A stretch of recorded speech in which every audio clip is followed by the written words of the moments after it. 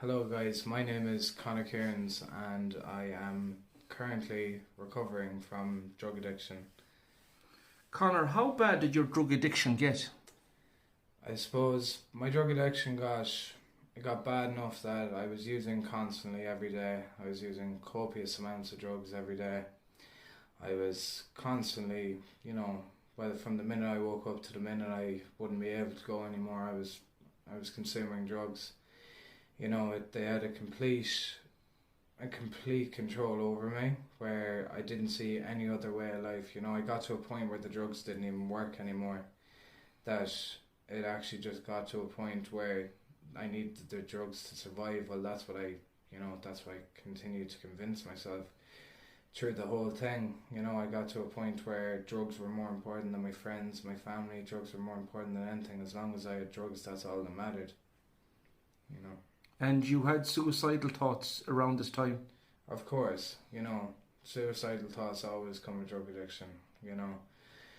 I'd, whether it be at the start of a binge, whether it be in the middle of a binge, or whether it be at the end, especially at the end when I'd be there lying in my room, not able to sleep, not knowing what I was going to do, my heart beating out of my chest, not not wanting to be here. The drugs were great to take that pain away at the start, but after the first couple, that would just disappear straight away, and the suicidal thoughts would pull in, and they'd start to consume me.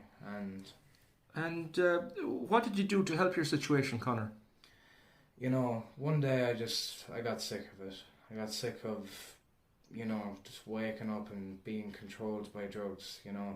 My core drug of choice was cocaine, and it had a complete grasp over me.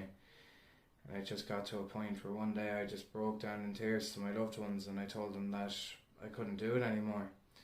That I had to get help. I had to go.